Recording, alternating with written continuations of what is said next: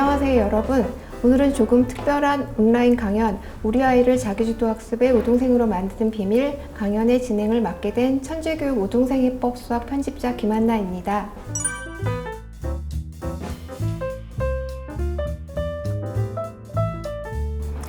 오늘의 주제는 바로 자기주도학습인데요. 자기주도학습이 중요하다는 것은 많은 분들이 알고 계시지만 막상 구체적으로 어떻게 해야 할지는 막막해 하시는 학부모님들이 많이 계실 텐데요. 오늘은 이 자기주도학습과 관련하여 다양한 공부 방법에 대해서 알려주실 특별한 손님을 추천했습니다. 초등 자기주도 공부법 저자이신 이은경 선생님을 소개합니다. 안녕하세요. 초등 자기주도 공부법 저자 이은경입니다. 이렇게 초대해 주셔서 감사합니다.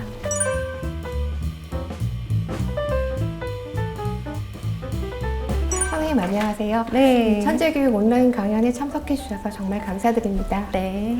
선생님께서는 이번 신간 초등 자기주도 공부법 외에도 공부 방법에 관련된 다양한 책들을 쓰셨는데요.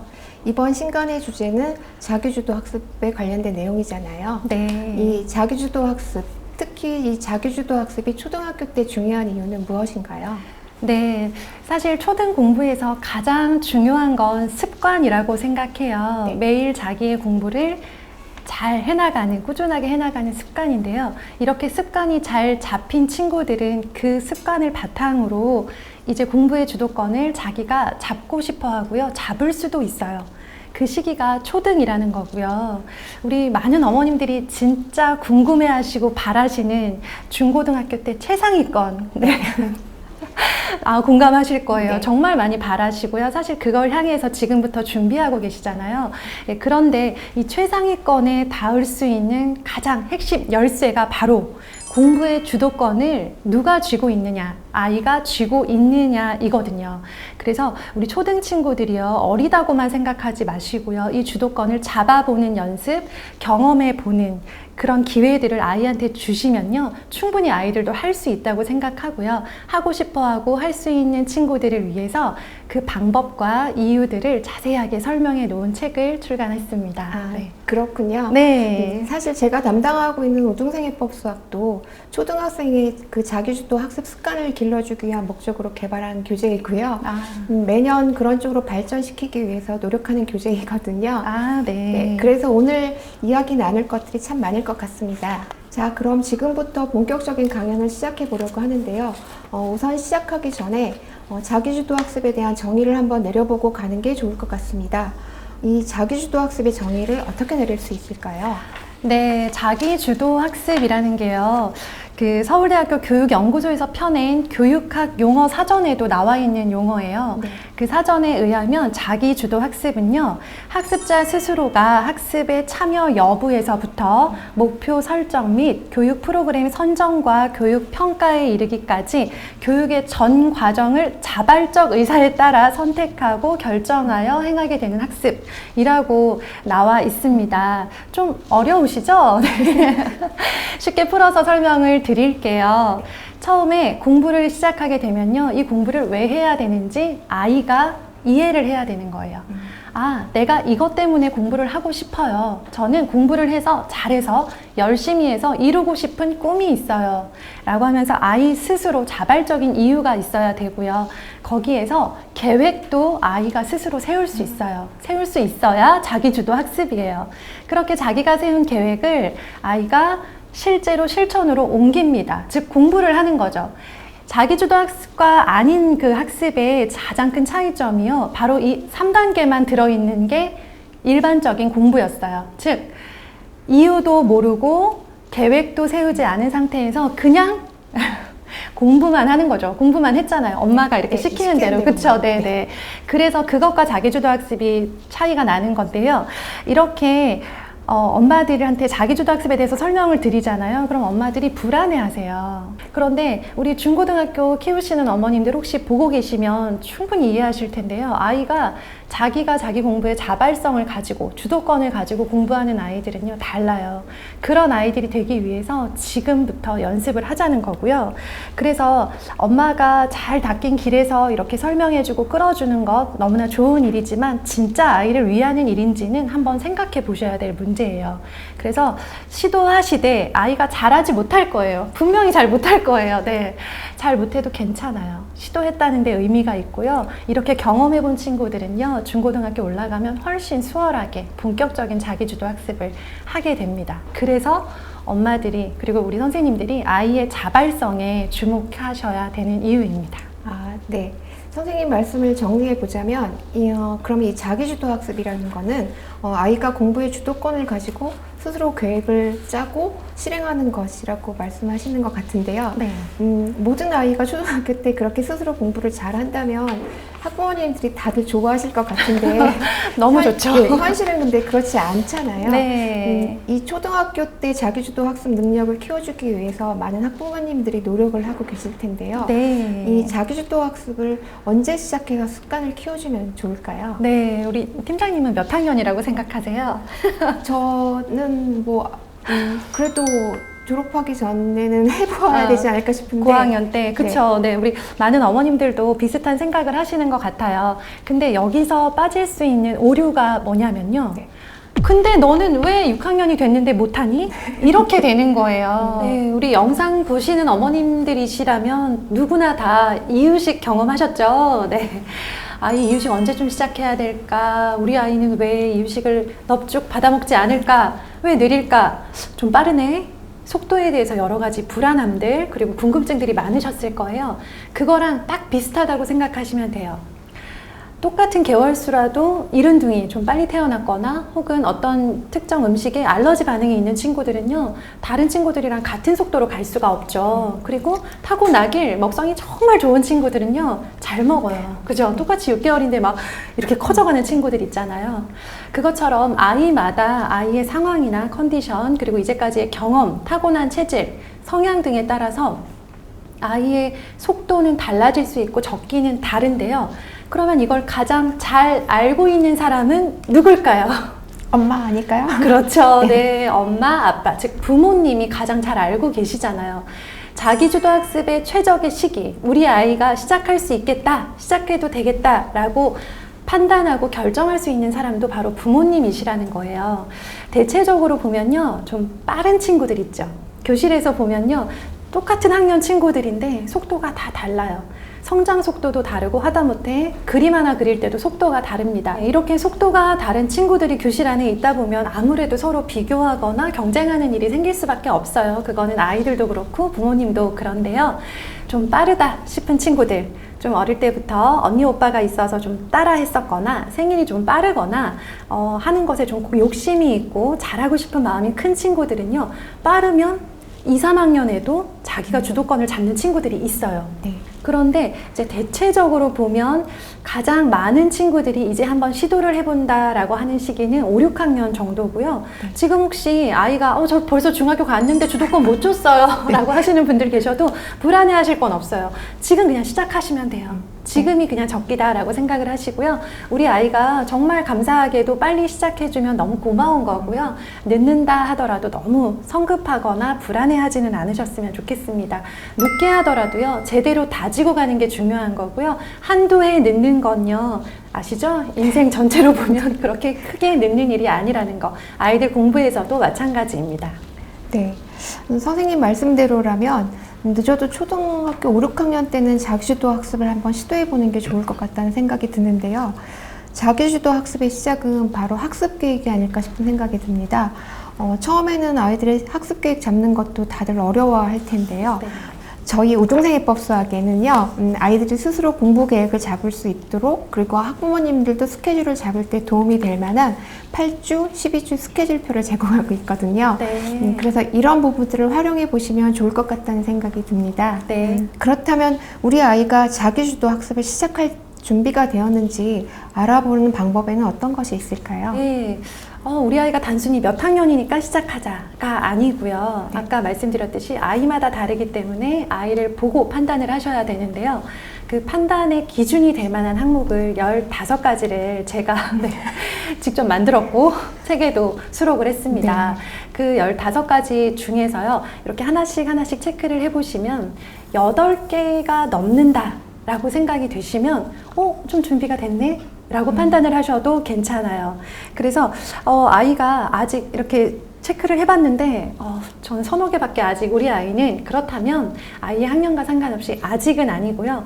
그 항목에 오케이를 할 수 있도록 그렇게 아이가 준비될 수 있도록 항목을 보시고 준비를 해보시면 훨씬 도움이 되실 겁니다.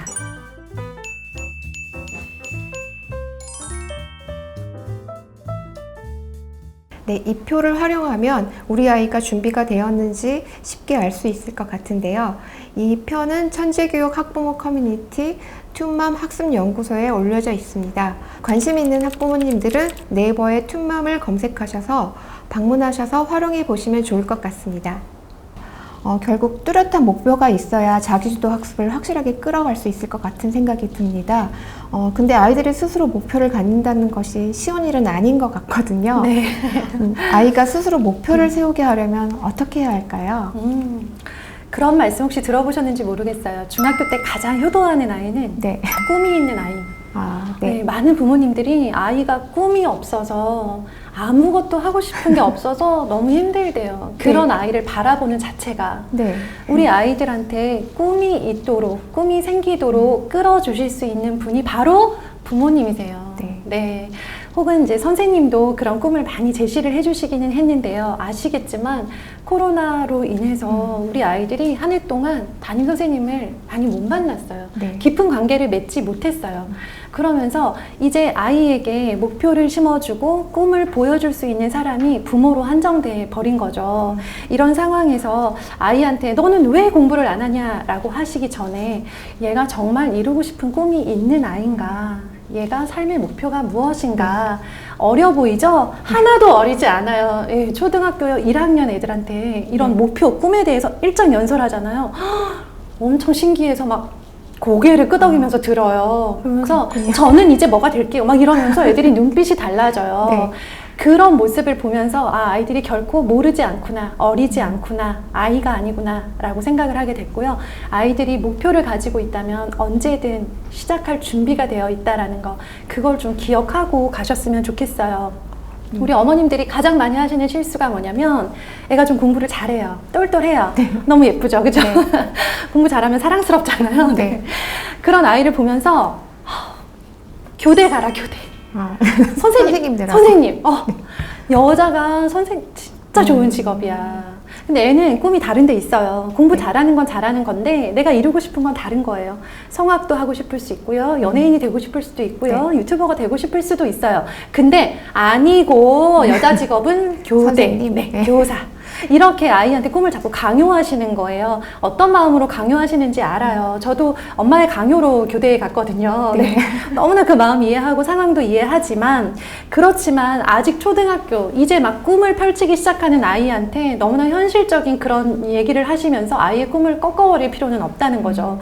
초등 시기는요 얼마든지 더 꿈을 펼치고 정말 말도 안 돼요. 막 예를 들어 미국 대통령이 될게요. 한국인인데 정말 말 안 되죠. 그래도 응원해 주셔야 돼요. 이 아이한테 꿈이 있다라는 걸 감사하게 생각하시고 그 꿈을 향해서 갈 수 있도록 뭐라도 더 눈을 반짝이며 갈 수 있도록 아이한테 지지해 주시고 격려해 주셔야 될 때예요. 그래야 아이들이 공부를 시작합니다. 네. 그러면 선생님 말씀 들었다 보니까 대화를 통해서 부모님과 그런 교감을 하면서 그 과정에서 아이에 대한 이해를 하게 되면서 같이 함께 목표를 설정해 나간다는 그런 말씀이신 것 같아요. 네. 그렇게 목표를 세우는데 도움이 될 수 있는 도구가 있다면 그러면 어떤 것들이 있을까요? 그러니까 사실 제가 이제 오프라인에서 강연을 다니는데요. 강연을 해서 우리 어머님들을 만날 때마다 가장 많이 드리는 말씀. 오늘 강의 들은 거 다 잊으셔도 괜찮은데 한 가지만 기억하세요. 오늘부터 아이랑 대화를 시작하셔야 돼요. 왜? 공부시키려고요. 대화를 많이 해두잖아요. 네. 그 힘으로 공부를 더 많이 시킬 수 있게 돼요. 제 강연에 오시는 분들은 비슷하세요. 어떻게 하면 우리 아이가 공부를 더 많이 할 수 있지? 잘할 수 있지? 네. 궁금해서 오셔요. 네. 그래서 해답을 알려드릴게요. 대화를 시작하세요. 라는 말씀을 드립니다. 그렇군요. 네. 대화가 되어 있지 않은 가정에서 아이의 자기주도 학습 이제 시기가 된 것 같아서 시작해보자. 그런 목표를 한번. 너는 꿈이 뭐니? 너무 어색하죠. 네. 그러니까 대화부터 해야 되는군요. 네. 애도 어색하고 엄마도 너무 어색해요. 네. 막 아빠 더 어색해서 도망가고 싶을 거예요. 네. 아이들이요, 평소에 대화가 잘 되고 있으면 대화 중에 자연스럽게 툭툭 꿈에 대한 이야기, 목표에 대한 이야기, 롤 모델, 멋진 사람, 되고 싶은 사람, 이런 이야기들이 편안하게 나와야 되거든요. 그래서 먼저는 혹시 조금 부족하다 생각하시면 대화를 먼저 시도를 하시고요. 그 대화를 또 갑자기 또 시작하려니까 또 어색해. 네. 그리고 때는 됐는데 지금 대화부터 하기엔 너무 시간이 오래 걸릴 것 같으면 네. 영상물을 활용을 해보세요. 요새는 유튜브의 시대잖아요. 네. 네. 무료잖아요. 네. 검색어만 넣으면 돼요. 네. 아이가 뭔가에 관심을 보여요. 그러면 그 키워드를 유튜브 창에 검색을 하게 해주세요. 네. 이것도 해주지 마세요. 애들이 더 잘해요. 애들이 맨날 유튜브로 막 그 아시죠? 맨날 보는 영상들 네. 그런 것만 검색하게 하지 마시고 내 꿈에 대해서도 직접 찾아볼 수 있게 해주세요. 직접 거기다가 넣는 거예요. 예를 들어 발레리나가 되고 싶어요? 그러면 발레리나 라고 치잖아요. 그럼 발레리나 되는 법, 발레리나로서 겪었던 일 여러 가지 영상이 나올 거예요. 또 저희 반 아이는요, 구글에서 일하고 싶다고 하더라고요. 당시만 해도 구글에 일하는 사람을 찾을 수도 없을 뿐더러 구글은 미국에 있는 어느 회사라는 느낌이 있었기 때문에 구글에서 일하는 것에 대해서 정보를 얻기가 정말 어려웠어요. 근데 이 친구가 진짜 꿈이 명확하니까 본인이 막 뒤져내더라고요. 그래서 유튜브에서 구글에 일하는 사람들이 올려놓은 영상을 자기가 찾아내서 열심히 보고, 또 책 중에서도 예를 들면 뭐 구글은 어떻게 일하는가 이런 책을 자기가 찾아서 열심히는 아니지만 보더라고요. 네. 이런 과정을요, 부모님이 같이 해주실 수 있잖아요. 그쵸? 네. 네. 지금 아이 손을 잡고 구글 본사에 견학을 갈 수는 없죠. 네. 근데 우리는 영상과 책이라는 너무 좋은 파트너가 있는 거잖아요. 좀 활용을 적극적으로 해보셨으면 좋겠어요. 도구들을 활용하면 되겠네요. 네, 맞습니다. 네. 그렇게 다양한 방법들로 아이들에게 동기를 부여할 수 있는 방법이 있겠네요. 네. 그렇다면 이렇게 자기주도 학습을 위한 목표를 설정한 다음에는 실제 실천을 하는 게 더 중요할 것 같은데요. 네. 이것들을 실제로 실천하게 해야 할 때는 그럼 또 어떻게 해야 할까요, 선생님? 네, 실제로 아이들이 공부를 딱 이렇게 시작을 하려고 하잖아요. 그러면 막막하죠. 왜냐하면 아이들이요, 초등학교 입학하기 전부터 뭔가 노예처럼 학습지를 계속 풀었어요. 무조건적으로. 네, 공부는 학습지, 학습지는 공부. 아예 공식 이렇게 등식이 성립될 정도로 기계적으로 학습지를 정말 많이 풀었기 때문에 혼자서 이 내용을 이해하고 습득하고 암기하고 평가하는 그런 모든 과정들을 혼자서 하는 걸 되게 어려워해요. 네. 엄마가 이렇게 펼쳐주면 거기를 풀어요. 네. 혹은 조금 빠른 친구들은 자기가 펼치기까지는 하죠. 네. 펼쳐서 풀어요. 네. 그리고 이렇게 밀어요. 그럼 엄마나 엄마가 학습지 선생님이 체크해주고. 채점. 그쵸? 네. 그러니까 아이는 딱 푸는 거기까지만, 단편적인 것만 자기 공부라고 생각을 하고, 그게 이제까지 공부를 했다라고 생각을 하는데요. 실제로 자기주도 학습이 시작되면서는요, 아이가 단순히 문제집 몇 쪽을 푸는 것으로 끝, 요게 아니고요. 내가 몇 쪽부터 몇 쪽까지를 풀어야 되겠다. 만약에 푼다면요, 몇 쪽부터 풀어야 되겠다라고 본인이 계획을 세운 다음에 풀어요, 실제로. 그런 다음에 풀고 나서 채점도 본인이 하는 거예요. 네. 요즘 답지가 얼마나 잘 되어 있나요? 네, 잘 만들고 있어요. 네, 우리 팀장님 진짜 해설지 만드느라 고생하시죠. 네, 네, 정말 친절하고 정말 전문가 선생님들의 그런 노하우가 담겨 있는 그런 해설지들이 잘 나와 있어요. 그걸 단순히 엄마가 채점하는 용도로만 쓰지 마시고요. 네. 실제로 아이가 그걸 가지고 한 번 더 배움이 일어날 수 있도록 평가의 과정, 피드백의 과정까지도 아이가 주도적으로 해나갈 수 있도록 좀 그 과정을 한번 이렇게 같이 처음에 한번 해주세요. 네. 그러고 나서 이제는 혼자서도 한번 해볼까? 했다 안 되면 괜찮아요. 해보고 안 되면 많은 거예요. 하는 게 중요하죠. 네, 일단은. 한번 하게 해주세요. 네. 해서 잘 되면 쭉 가는 거고요. 안 되면 아직 아니네 하고 몇 달 후에 다시 시도하시면 돼요. 네, 그래서 계속 교과서를 보고 그 내용을 머릿속에 넣은 다음에 그것들을 기억하면서 말하거나 배운 공책에 기록하는 것, 그리고 나서 문제집을 해당하는 문제집을 풀고 그 푼 것을 자기 스스로 채점하는 과정, 이렇게까지가 공부의 실제 과정이라고 생각하시면 됩니다. 네, 선생님, 그 자기주도 학습과 관련돼서 너무 좋은 말씀 많이 해주셨는데요. 네. 선생님께서 설명해 주신 그 단계들 중에서 2, 3단계에서 사용하는 교재에 따라서 마지막 4단계의 결과가 달라질 수 있을 것 같은 생각이 들어요. 네, 맞아요. 저도 교재를 만드는 사람이라서 아이들의 공부법이나 학습 습관에 굉장히 관심도 많았고 조사도 많이 해봤는데요. 아이들이 스스로 공부를 잘 하다가도 모르는 개념이 생기거나 문제를 풀다가 막히게 될 때는 다양한 학습 교구물들을 한번 활용해 보거나 개념이나 문제풀이 영상을 보게 되면 아이들의 이해도가 좀 빨라지고 문제들을 잘 해결하는 것들을 종종 볼 수 있었거든요. 네. 그래서 그런 장치들이 많이 들어간 교재를 2, 3단계에서 한번 활용을 해보면 굉장히 도움이 될 것 같은 생각이 드는데요. 네. 저희 사실 우등생해법 수학에는 그런 장치들이 지금 많이 포함되어 있어요. 네, 그런 것 같더라고요. 네, 잠깐 설명을 한번 해드리자면 네네. 저희 우등생해법 수학에는 칠교판, 수판, 쌓기나무, 스티커 같은 교구 학습물들이 다양하게 제공되고 있고요. 틀린 문제를 이력을 관리할 수 있는 오답 노트 앱도 제공하고 있습니다. 그리고 단원 평가를 푼 다음에는 틀린 문제들을 연습할 수 있는 유사 문제 생성기가 제공되고 있고요. 또 아이의 실력을 진단, 처방해 볼 수 있는 진단 평가 문제도 같이 제공하고 있어서 이러한 것들을 한번 활용해 보시면 아이들한테 도움이 될 거라고 생각이 듭니다.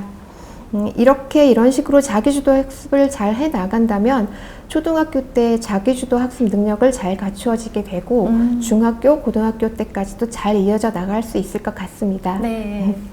이렇게 자기주도 학습에 대한 이야기를 많이 나누어 봤는데요. 네. 지금 시국인지라 고학년 부모님뿐만 아니라 저학년 부모님들, 특히 1학년 부모님들이 많이 걱정을 하고 계실 것 같아요. 맞아요. 입학은 했는데 학교 등교는 거의 못했고 이것저것 조언을 해주실 선배맘들을 만날 기회도 쉽지가 않아서 지금 학부모님들이 많이 고민을 하고 계실 것 같아요. 네. 이런 시점에서 학부모님들이 학원에 대한 고민을 지금 많이 하고 계실 것 같은데요. 네. 선생님께서도 초등학교에 오랫동안 근무를 하셨었고 네. 아까 말씀하셨다시피 두 아이의 엄마로서 이런 점들을 많이 공감하고 계실 텐데요. 네. 지금 자기주도 학습만큼이나 많은 학부모님들이 걱정과 고민을 하고 있을 이 학원, 네. 학원에 대해서는 선생님 어떻게 생각하시는지 궁금하고요. 네. 또 학원을 또 보내야 할 이유가 있다면 그때는 또 어떤 때 학원을 보내는 게 좋은지 네. 선생님 생각을 듣고 싶습니다. 네. 그냥 제 개인적인 말씀을 잠깐 드리자면 저는 돈이 없어서 못 보냈어요. 설마요? 네, 진짜로. 네. 여러 가지 좀 사연이 있었는데, 네. 아시는 분들은 제 사연을 아시는데, 저는 이제 둘째 아이가 어릴 때 많이 아팠어가지고, 네. 치료비가 너무 많이 든 거예요. 그래서 큰아이가 좀 똘똘해 보였어요. 네. 그런데도 시킬 돈이 없더라고요. 그래서 이제 못 시켰거든요. 네. 그러면서 사교육 하나, 학원 하나 보내는 것도 엄청 신중하게 고민을 할 수밖에 없더라고요. 그러니까 그냥 한번 해보지 뭐 라고 하는 그런 잠깐의 생각으로 보낼 수는 없었어요. 그러면서 나름 제 자신에게는 사교육에 대한 철학, 그리고 약간 기준 같은 게 생겼는데요. 네. 저처럼 실제로 많은 어머님들이 또 코로나로 인해서도 그렇고 그 이전에도 생활비의 문제, 아이 사교육비의 문제로 사교육을 고민하시는 분들이 많으신데요. 공통점이 뭐냐면 우리 부모가 능력이 없어서 아이를 더 많이 시켜주지 못하는 거에 대해서 되게 미안해 하세요. 네. 그런데, 그럼 돈이 많다고 할게요. 돈이 많아서 네. 많이 시키면 좋을까요? 네, 그것도 잘 모르겠어요. 네. 초등 아이들한테 많이 시킬수록 좋은 걸까요? 네. 초등학교의 교실에서요, 이렇게 쉬는 시간에 저는 주로 하는 일이 이렇게 앉아서 애들 쳐다보는 거였어요. 관찰해보면 굉장히 재미있고 알게 되는 게 많거든요. 네. 애들끼리 너 오늘 몇 개야? 이런 얘기를 해요. 뭐가 몇 개? 오늘 학원 몇 개냐? 오늘 몇 개? 나 5개.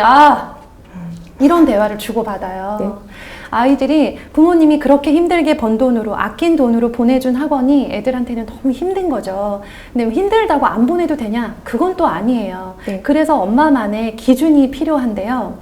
딱 핵심적으로 한 말씀을 드리자면 과한 거는 부족한 것보다 나쁘다. 네. 네. 식물을 키워보잖아요. 제가 요새 코로나 때문에 식물에 꽂혔거든요. 그렇군요. 집에서 잎사귀 닦아요. 네. 그런데 닦다 보면 이 식물에 대한 애정이 지나쳐서 자꾸 물을 주고 싶어요. 얘 왠지 목마른 것 같은 거예요. 네. 집이 건조한가? 이러면서 또 주고.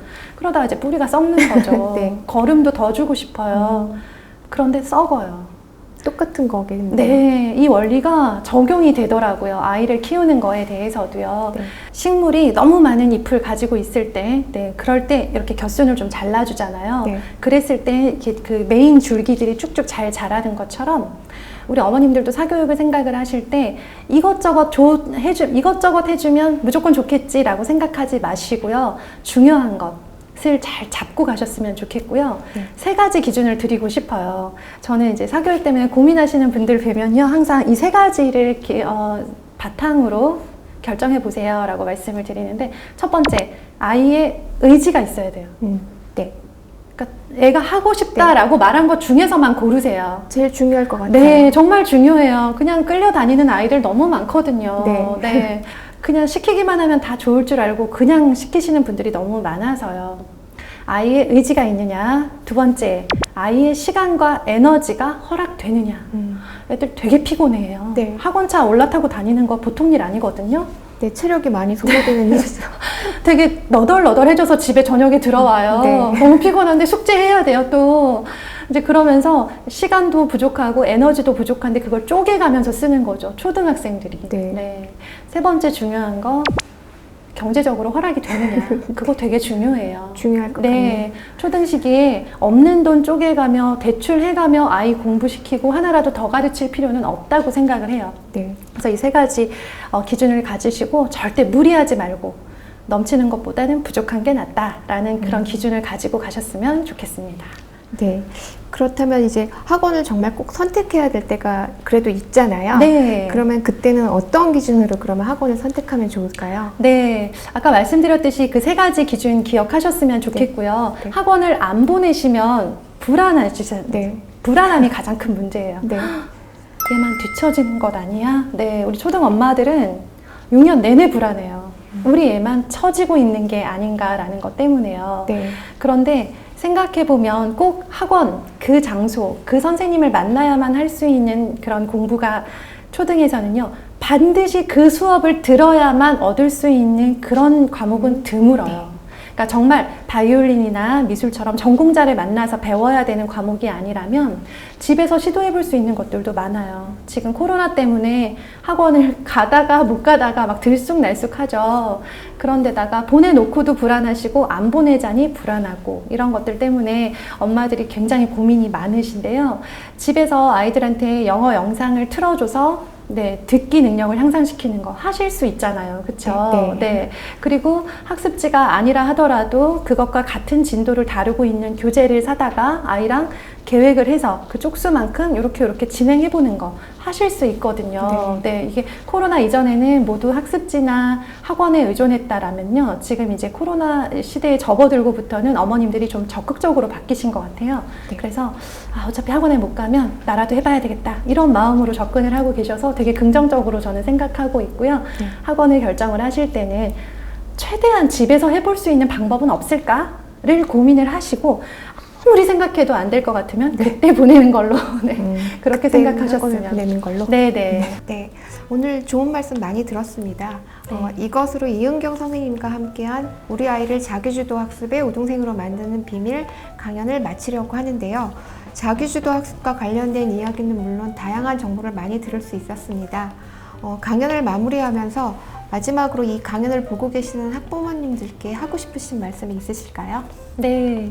어쩌면 자기주도 학습, 자기주도 공부법과 가장 많이 연결되면서도 엄마들이 가장 고민하는 부분이실 것 같은데요. 어디까지 알아서 하게 두고 어디에서 개입을 해야 될까? 그 비중에 대해서 좀 궁금해 하시더라고요. 전체가 10이라고 한다면요, 지금 어머님이 10을 가지고 계시다면 점점 아이한테 1 넘기고 2 넘기고 넘겨서 9까지 넘기셨으면 좋겠어요. 하지만 1은 꼭 쥐고 계셨으면 좋겠어요.